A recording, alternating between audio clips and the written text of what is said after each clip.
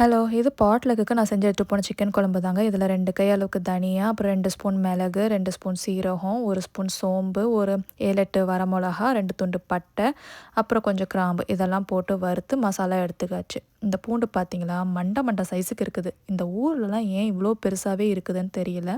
அப்புறம் இங்கே வதக்கிறதுக்கு வந்து ஒரு பல்லாரி, 2 தக்காளி, கொஞ்சம் ஒரு கை அளவுக்கு தேங்காயும், கருவேப்பிலையும் போட்டு வதக்கி எடுத்துக்கிட்டாச்சு. இப்போ இந்த மாதிரி மசாலா அரைச்சி பண்ணுறதுனால நமக்கு குவான்டிட்டி நிறையா வரும். அதுக்கப்புறம் சின்ன வெங்காயம், பெரிய வெங்காயம் 2மே எடுத்துக்கிட்டாச்சு.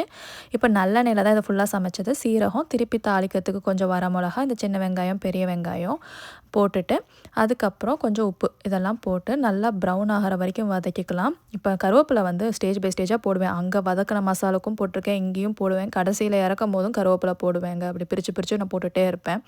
அப்புறம் இந்த இஞ்சி பூண்டு போட்டு பேஸ்ட் போட்டு அதை லைட்டாக வதங்கினதுக்கப்புறம் நம்ம வந்து கழுவி வச்சுருக்க சிக்கன், அதோட கொஞ்சம் மஞ்சள் பொடி, உப்பு இதெல்லாம் போட்டு கிண்டி லைட்டாக தண்ணி விடும் போது நம்ம இந்த வறுத்து வச்சுருக்கோம் இல்லையா, அந்த மசால் பொடி, அப்புறம் நம்ம வீட்டில் அரைச்சி வச்சுருக்கிற குழம்பு மிளகாத்தூள், தனியாத்தூள், அப்புறம் இந்த தனி மிளகாத்தூள். எதுக்கு தனி மிளகாத்தூள்னால் கொஞ்சம் காரம் கம்மியாக இருந்துச்சு, ஸோ அதையும் போட்டுக்கிட்டேன்.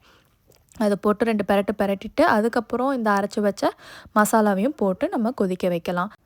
அது நல்லா வெந்ததுக்கப்புறம் கடைசியில் வந்து கொஞ்சம் கரம் மசாலா, பெப்பரு, கொத்தமல்லி, கருவேப்பிலை இதெல்லாம் போட்டு இன்னும் ஒரு கொதி விட்டுட்டு இறக்கணுன்னா சூப்பராக இருக்கும். இந்த மாதிரி சமைக்கும் போது நான் பேக்ரவுண்டில் இப்போல்லாம் பாட்டு கேட்டுக்கிட்டே தாங்க சமைக்கிறேன்.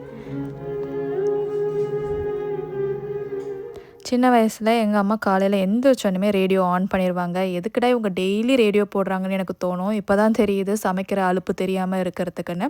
அதுக்கப்புறம் இதை நல்லா பேக் பண்ணி எடுத்துகிட்டு நாங்களும் கிளம்பிட்டோங்க. Stay happy. பை.